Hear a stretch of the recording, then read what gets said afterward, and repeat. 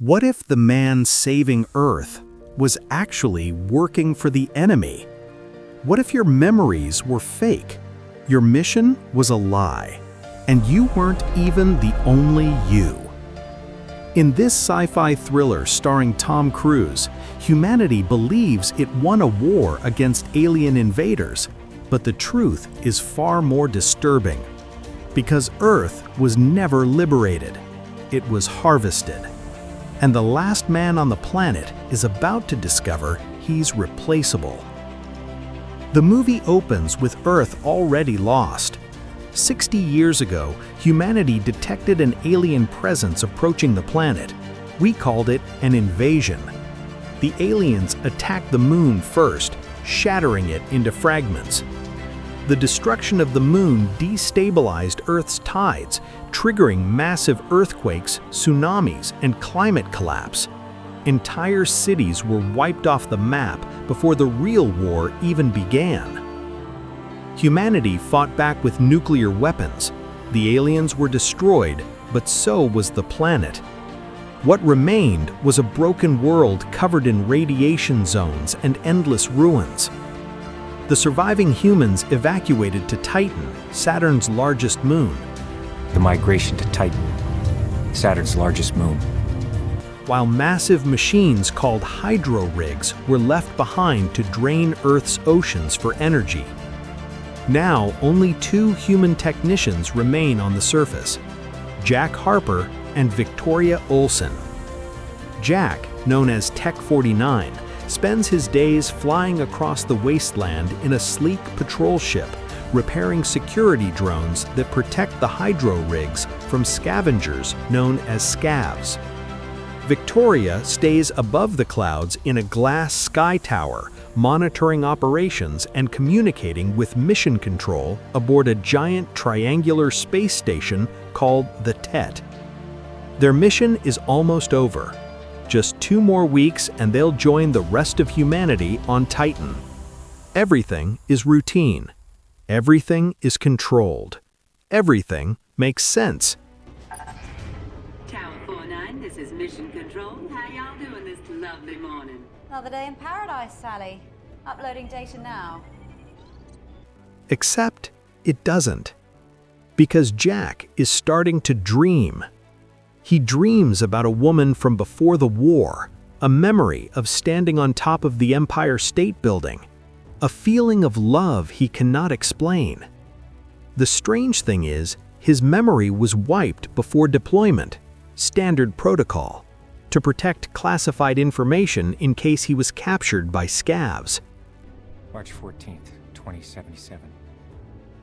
5 years since a mandatory memory wipe, and I'm still haunted by these dreams. He shouldn't remember anything, but he does. And that's the first crack in the illusion. One day, while repairing a drone in a radiation zone, Jack discovers something buried in the ruins, a hidden cabin filled with relics from the old world. Books, vinyl records, photographs, pieces of history he secretly collects. He's fascinated by the past. Victoria, on the other hand, avoids it. She trusts the TET completely. She believes the mission is sacred. She follows protocol without hesitation. Jack doesn't question openly, but he feels something is wrong.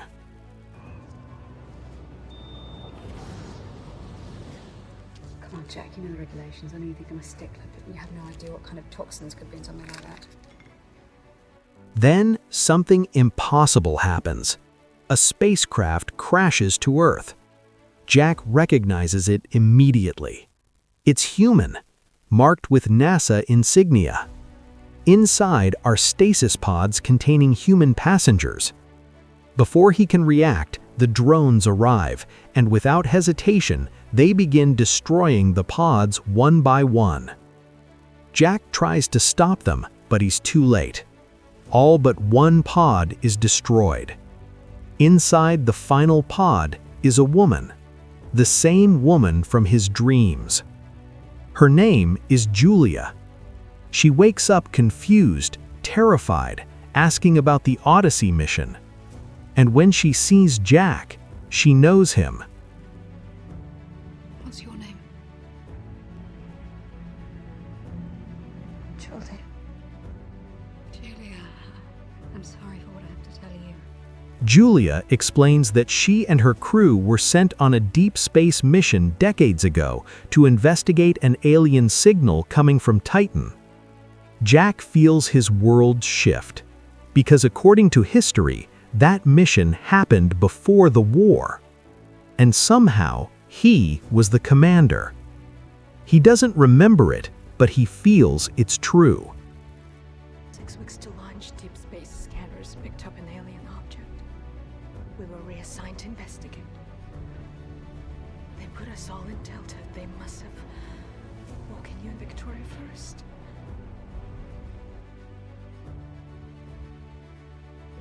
What? That object was the Tet, Jack. When Jack brings Julia back to the tower, Victoria becomes uneasy. This wasn't part of the mission. This wasn't authorized. Victoria contacts Sally, the calm, emotionless representative of the Tet. Sally orders Julia to be brought in for questioning, but Jack hesitates. For the first time, he disobeys protocol, and from that moment forward, everything begins to collapse.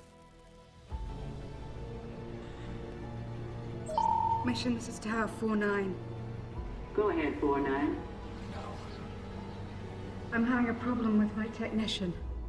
You don't know what you're doing. He found a survivor at the crash site. Gotta listen to me. She was impeding his abilities. And he's unfit for service. Soon after, Jack and Julia are captured, but not by aliens. They are captured by humans, real humans, armed, organized, alive. They are led by a man named Malcolm Beach. Malcolm reveals the truth that shatters Jack's reality. The scavs are not aliens, they are human survivors. The drones Jack has been repairing, they are killing humans. The Tet? It is not humanity's protector, it is the invader. Decades ago, the Tet arrived near Earth. It wasn't a fleet, it wasn't an army. It was artificial intelligence. It studied humanity. It manipulated global tensions. It forced nuclear retaliation. Come.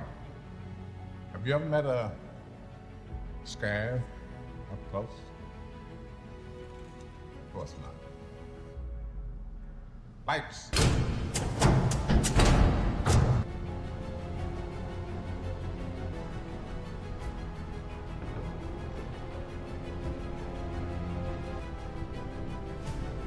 We're not alien, Jack. We're human. And when NASA sent the Odyssey to investigate the alien signal, the Tet captured the ship.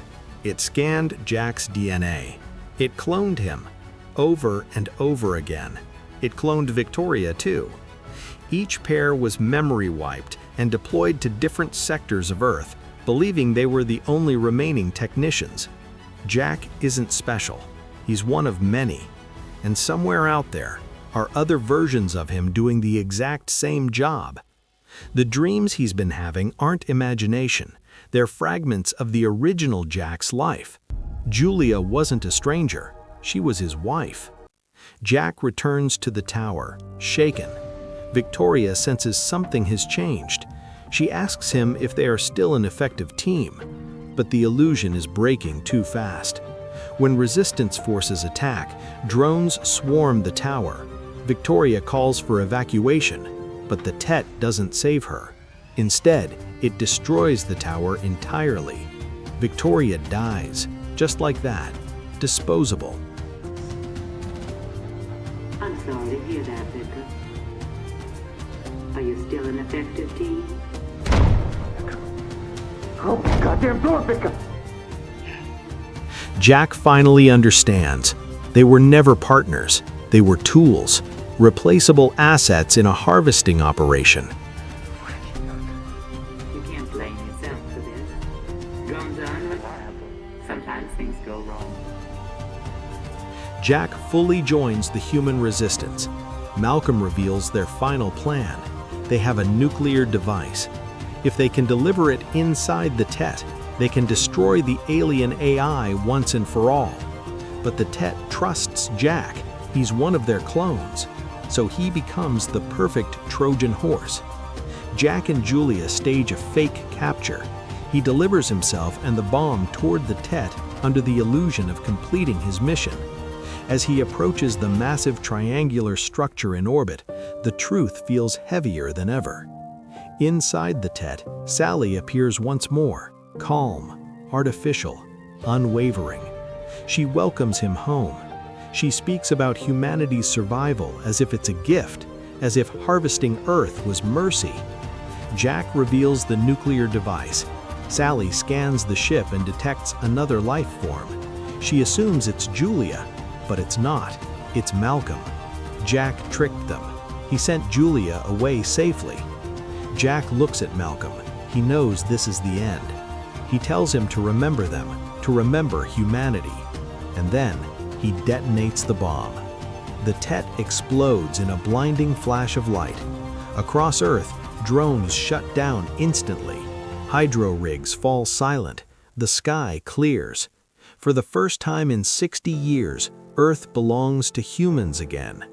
Years pass. Julia lives peacefully in a hidden valley, raising her daughter, Jack's daughter. One day, a ship lands nearby. Out steps another Jack, another clone, Jack 52. He has begun to remember fragments of his past, the Empire State Building, the feeling of love, the face of Julia. Because even if you erase a man's memories, you cannot erase who he truly is. And as humanity slowly rebuilds on a scarred planet, one truth remains clear. Identity is more than memory. Freedom is more than survival. And sometimes, the greatest rebellion is remembering who you are.